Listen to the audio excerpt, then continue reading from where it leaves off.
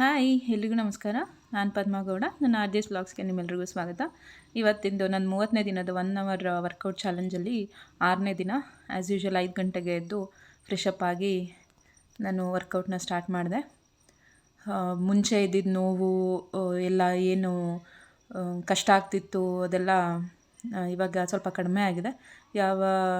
ಮುಂಚೆ ಎಲ್ಲ ಸ್ವಲ್ಪ ಮೂವ್ಸ್ ಎಲ್ಲ ಕ್ಲಿಯರಾಗಿರಲಿಲ್ಲ, ಅಂದರೆ ಎಕ್ಸ್ಪೆಕ್ಟೆಡ್ ಲೆವೆಲ್ ತನಕ ಹೋಗ್ತಿರ್ಲಿಲ್ಲ. ಈಗ ಬರ್ತಾ ಬರ್ತಾ ನಾನು ಯಾವ ಇದು ಅಂದ್ಕೊಂಡಿದ್ದೋ ಆ ಲೆವೆಲಿಗೆ ಬರ್ತಾ ಇದೆ.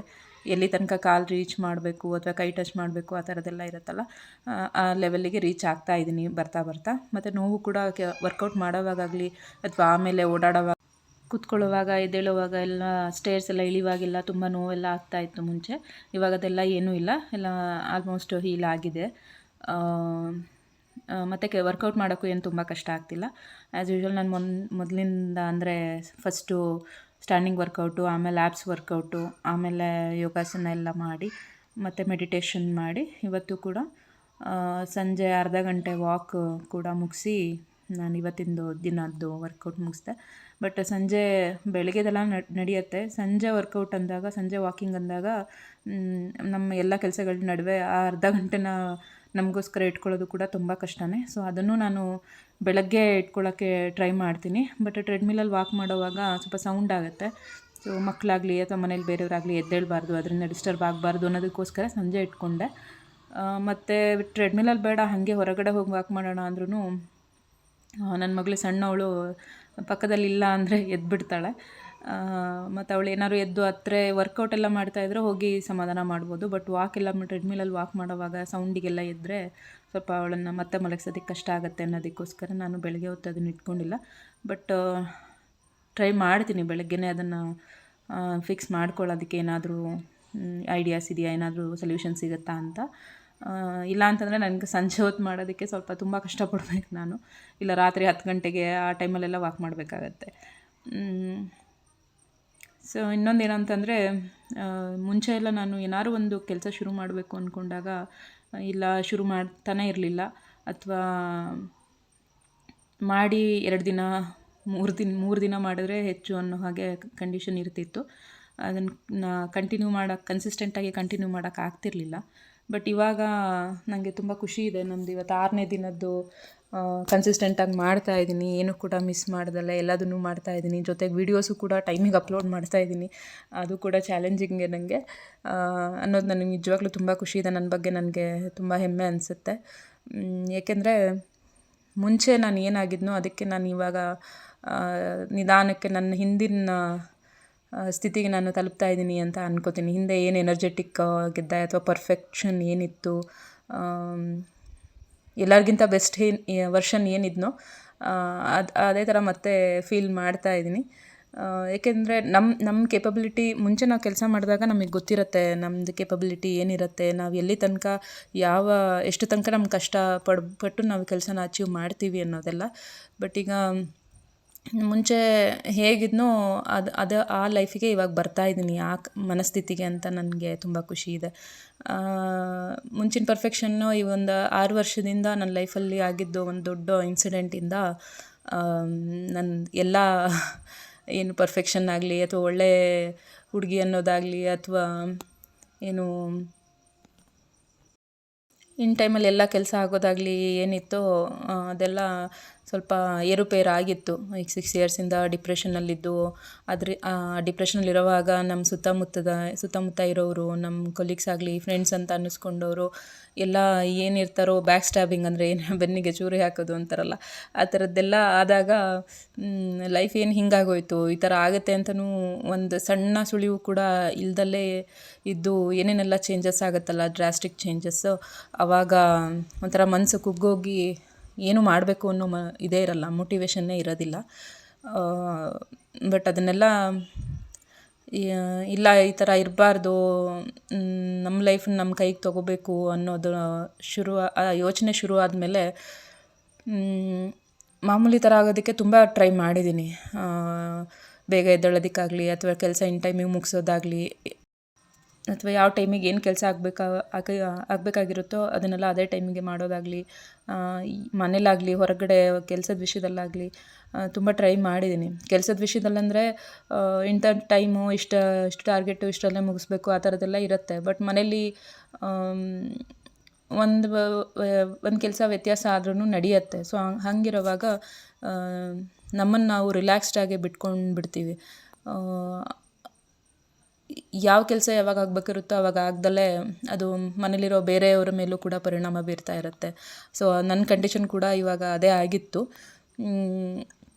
ಇದು ಚಾನಲ್ ಶುರು ಮಾಡಬೇಕು ಅಥವಾ ಇದೆಲ್ಲ ಶುರು ಮಾಡಬೇಕು ಅಂದ್ಕೊಂಡಾಗ ಜನವರಿ 1ಗೆ ಮಾಡಬೇಕು ಅಂತ ಏನಿರಲಿಲ್ಲ. ನಾನು ಮುಂಚೆನೇ ಶುರು ಮಾಡಬೇಕು ಅಂತ ಯೋಚನೆ ಮಾಡಿ ಇದೆಲ್ಲ ಥಾಟ್ಸ್ ಬಂದಿದ್ದು ಚಾನಲ್ ಶುರು ಮಾಡಬೇಕು ಅಥವಾ ಈ ಥರ ಎಲ್ಲ ಮಾಡಲೇಬೇಕು ಅಂತ, ಎಕ್ಸಸೈಸು ಫಿಸಿಕಲ್ ಫಿಟ್ನೆಸ್ ಎಲ್ಲ ಇರಬೇಕು, ವೆಯ್ಟ್ ಲಾಸ್ ಮಾಡಲೇಬೇಕು ಅಂದಿದ್ದು ತುಂಬ ದಿನದಿಂದನೂ ಇತ್ತು. ಬಟ್ ಯಾವಾಗ ತುಂಬ ದಿನದಿಂದ ಟ್ರೈ ಮಾಡಿ ಸೋತು ಹೋದ್ನೋ ನನಗಿದು ಬಿಟ್ಟು ಬೇರೆ ದಾರಿನೇ ಕಾಣಿಸ್ತಲೇ ನಾನು ಯೂಟ್ಯೂಬ್ ಚಾನಲ್ ಓಪನ್ ಮಾಡಿ ನಿಮ್ಮ ಜೊತೆ ನನಗೆ ಯಾರೂ ಅಕೌಂಟಬಿಲಿಟಿ ಪಾರ್ಟ್ನರ್ ಇರಲಿಲ್ಲ. ಅಂದರೆ ಕೆಲಸದಲ್ಲಿ ಆಫೀಸರ್ಸ್ ಹೇಗಿರ್ತಾರೋ ನಮ್ಮ ಮನೆಯಲ್ಲಿಯೂ ಕೂಡ ನಮ್ಮನ್ನು ಸೂಪರ್ವೈಸ್ ಮಾಡೋದಕ್ಕೆ ಯಾರಾದರೂ ಇದ್ದರೆ ಅಟ್ಲೀಸ್ಟ್ ಅವ್ರ ಹೆದರಿಕೆಗಾದರೂ ಅಥವಾ ಅವರು ಕೇಳ್ತಾರೆ ಅಂತನಾದರೂ ನಾವು ಮಾಡ್ತೀವಲ್ವ. ಅದೇ ಥರ ಕೆಲಸದ ವಿಷಯದಲ್ಲಿ ಇರ್ತಾರೆ ಆಫೀಸರ್ಸು. ಆದರೆ ನಮ್ಮ ಲೈಫಲ್ಲಿ ನಮಗೆ ಯಾರು ಅಕೌಂಟಬಿಲಿಟಿ ಪಾರ್ಟ್ನರ್ ಅಲ್ವಾ. ನಮಗೆ ನಾವೇ ಅಕೌಂಟಬಿಲಿಟಿ ಪಾರ್ಟ್ನರ್ ಆಗಬೇಕು ಅಥವಾ ನಮಗೆ ನಾವೇ ಸೂಪರ್ವೈಸರ್ ಆಗಬೇಕು ಅಂದ್ಕೊಂಡಾಗ ನಮ್ಮ ಮನಸ್ಸು ಒಂದು ಆರೋಗ್ಯಕರ ಸ್ಥಿತಿಯಲ್ಲಿಲ್ಲ, ನಮ್ಮ ಮನಸ್ಸು ನಮ್ಮ ಮಾತು ಕೇಳ್ತಾ ಇಲ್ಲ ಅಂದಾಗ ಬೇರೆಯವ್ರ ಮೇಲೆ ನಾವು ಡಿಪೆಂಡ್ ಆಗಲೇಬೇಕಾಗತ್ತೆ. ಬಟ್ ಬೇರೆಯವ್ರ ಮೇಲೆ ಡಿಪೆಂಡ್ ಆಗಲಿಕ್ಕೆ ಮನೇಲಿ ಇನ್ಯಾರು ಇರ್ತಾರೆ, ಹಸ್ಬೆಂಡು, ಮಕ್ಕಳು ಇನ್ನೂ ಚಿಕ್ಕವರು. ಹಸ್ಬೆಂಡಿಗೆ ಹೇಳಿದಾಗ ಅಷ್ಟೊಂದು ಯಾಕೆ ಕಷ್ಟಪಡ್ತೀಯಾ, ನೀನು ಆರಾಮಾಗಿರು, ನಿಂಗೆ ಯಾವಾಗ ಏನು ಅನುಕೂಲ ಆಗುತ್ತೋ ಆವಾಗಲೇ ಮಾಡು ಅಂತ ಏನು ಹೇಳುವಾಗ ಅಷ್ಟು ಕೇರ್ ತಗೊಳ್ಳುವಾಗ ಅವ್ರನ್ನ ಅಕೌಂಟಬಿಲಿಟಿ ಪಾರ್ಟ್ನರ್ ಮಾಡ್ಕೊಳ್ಳೋದಕ್ಕೆ ಆಗೋದಿಲ್ಲ. ಸೊ ನಾನು ಇನ್ನು ಯಾರನ್ನು ಅಂತ ಹುಡ್ಕಕ್ಕೆ ಹೋದಾಗ ಕೊಲೀಗ್ಸ್ ಎಲ್ಲ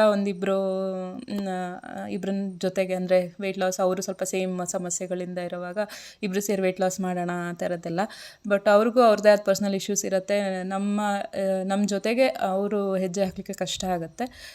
ಈ ಥರ ಎಲ್ಲ ಇರುವಾಗ ಯೋಚನೆ ಮಾಡಿದೆ, ಅಂದರೆ ಅದೆಲ್ಲ ಆಗಲಿಲ್ಲ ಅಕೌಂಟಬಿಲಿಟಿ ಪಾರ್ಟ್ನರ್ ಇದು. ಸೊ ನಾನು ನಿಮ್ಮ ಜೊತೆ ನಿಮ್ಮನ್ನು ನನ್ನ ಅಕೌಂಟಬಿಲಿಟಿ ಪಾರ್ಟ್ನರ್ ಮಾಡಿಕೊಂಡು ನನಗೋಸ್ಕರ ನಾನು ಸರಿಯಾಗಬೇಕು ಅಂತ ಡಿಸೈಡ್ ಮಾಡಿಕೊಂಡು ಇದನ್ನು ಶುರು ಮಾಡಿದ್ದೀನಿ. ಸೊ ಇದು 6ನೇ ದಿನ ಕಂಟಿನ್ಯೂ ಮಾಡ್ತಾಯಿದ್ದೀನಿ. ನನಗೆ ಖುಷಿ ಇದೆ ನಾನು ಮಾಡ್ತಾ ಇರೋದಕ್ಕೆ. ಆ್ಯಸ್ ಯೂಶ್ವಲ್ ಇವತ್ತು ಕೂಡ ವರ್ಕೌಟೆಲ್ಲ ಮುಗಿಸಿ ಯೋಗಾಸನ ಎಲ್ಲ ಮಾಡಿ ಮೆಡಿಟೇಷನ್ ಎಲ್ಲ ಮಾಡ್ತಾಯಿದ್ದೀನಿ. ಮೆಡಿಟೇಷನ್ ವಿಷಯಕ್ಕೆ ಬಂದಾಗ ಸ್ವಲ್ಪ ಸುಮ್ಮನೆ ಅದು ನಾನು ಕೂತ್ಕೊಂಡು ಟ್ರೈ ಮಾಡ್ತಿದ್ದೀನಿ ಅಂತಲೇ ಹೇಳಬೇಕು. ಯಾಕಂದರೆ ಆ್ಯಸ್ ಯೂಶ್ವಲ್ ನಾನು ಮುಂಚೆನೂ ಹೇಳಿದಾಗೆ ನಮಗೆ ನೆಟ್ಟಗೆ ಬೆನ್ನು ಸ್ಟ್ರೈಟ್ ಮಾಡಿ ಕೂರೋದೇ ಒಂದು ದೊಡ್ಡ ಸವಾಲಿನ ಕೆಲಸ ನನಗೆ. ಮತ್ತು ಥಾಟ್ಸ್ ಎಲ್ಲ ಬಿಡಿ, ಅದು ಬರ್ತಾನೆ ಇರುತ್ತೆ ಒಂದಲ್ದಿದ್ರೆ ಒಂದು. ನನಗೆ ಈ ಡ್ರೆಸ್ಸು ಸ್ವಲ್ಪ ಅನ್ಕಂಫರ್ಟಬಲ್ ಇರೋದ್ರಿಂದ ನನಗೆ ಕೂರೋಕ್ಕೆ ಅಥವಾ ವೃಕ್ಷಾಸನ ಎಲ್ಲ ಮಾಡೋಕ್ಕೆಲ್ಲ ಆಗಲಿಲ್ಲ. ಕಾಲೆಲ್ಲ ತುಂಬ ಜಾರ್ತಾ ಇತ್ತು. ಸೊ ವರ್ಕೌಟ್ ಮಾಡೋವಾಗ ಇದು ಕೂಡ ನೀವು ಯೋಚನೆ ಮಾಡಬೇಕು. ನಿಮಗೆ ಯಾವುದು ಅನುಕೂಲ ಅನಿಸುತ್ತೋ ಅದನ್ನು ಆ ಬಟ್ಟೆಗಳನ್ನ ಹಾಕ್ಕೋಬೇಕು. ಯಾವುದು ಫ್ರೀಯಾಗಿರುತ್ತೋ ಕೈ ಕಾಲು ಆಡಿಸ್ಲಿಕ್ಕೆಲ್ಲ ಅಂಥದ್ದನ್ನೇ ಚೂಸ್ ಮಾಡ್ಕೊಂಡು ಹಾಕ್ಕೋಬೇಕು. 1-2 ದಿನ ನಮ್ಗೆ ಅದು ಸರಿ ಹೋಗಲಿಲ್ಲ ಅಂತಂದರೆ ನಮ್ಮ ಪ್ರಯತ್ನನೇ ನಿಲ್ಲಿಸ್ಬಿಡ್ತೀವಿ ನಾವು. ಬಟ್ ಆ ಥರ ಮಾಡ್ದಲೆ ಯಾಕೆ ಸರಿ ಹೋಗಿಲ್ಲ, ಅದಕ್ಕೆ ಅದನ್ನು ಸರಿ ಮಾಡ್ಕೊಳ್ಳೋಕೆ ಏನು ಮಾಡ್ಬೋದು ಡ್ರೆಸ್ಸಿಂದ ಒಂದೇ ವಿಷಯ ಅಂತ ನಾನು ಹೇಳ್ತಿಲ್ಲ. ಲೊಕೇಶನ್ ಆಗಲಿ ಅಥವಾ ಕೆಲಸ ಅಂದರೆ ವರ್ಕೌಟ್ ಮಾಡೋವಾಗ ಎಲ್ಲೋ ಒಂದು ಕಡೆ ನೋವಾಯಿತು, ಅದು ಯಾಕೆ ನೋವಾಯಿತು ಅಂತಲೂ ಯೋಚನೆ ಮಾಡೋದಲ್ಲ. ಅಯ್ಯೋ ಇದು ನೋವಾಗ್ತಿದೆ ನನಗೆ ಇದಾಗಲ್ಲ ಅಂತ ಒಂದೇ ದಿನಕ್ಕೆ ಬಿಟ್ಬಿಡ್ತೀವಿ. ಆ ಥರ ಎಲ್ಲ ಮಾಡೋಕ್ಕೆ ಹೋಗಬಾರ್ದು. ಜಸ್ಟ್ ನಿಮ್ಗೆ ಏನಾದ್ರು ಹೆಲ್ತ್ ಇಶ್ಯೂಸ್ ಇದ್ದರೆ, ಏನಾದ್ರು ಜಾಯಿಂಟ್ಸಿಂದ ಏನಾದ್ರು ಇಶ್ಯೂಸ್ ಇದ್ದರೆ, ಆ ಥರ ಎಲ್ಲ ಇದ್ದರೆ ನೀವು ಡಾಕ್ಟ್ರ್ ಹತ್ರ ತೋರಿಸ್ಕೊಂಡು ಸಜೆಷನ್ ತೊಗೊಂಡೆ ಸ್ಟಾರ್ಟ್ ಮಾಡೋದು ಒಳ್ಳೆಯದು.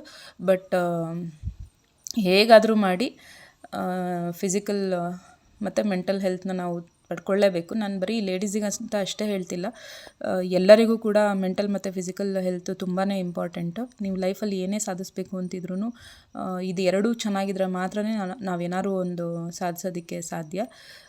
ಇವತ್ತು ಚಕ್ರಾಸನ ಟ್ರೈ ಮಾಡಿದೆ. ನಾನು ತುಂಬ ದಿನದಿಂದ ಮಾಡಿರಲಿಲ್ಲ. ಇವತ್ತು ಮಾಡೋಕ್ಕೆ ಸ್ವಲ್ಪ ಭಯ ಆಗುತ್ತೆ, ಅದಷ್ಟು ಈಸಿ ಅಲ್ಲ.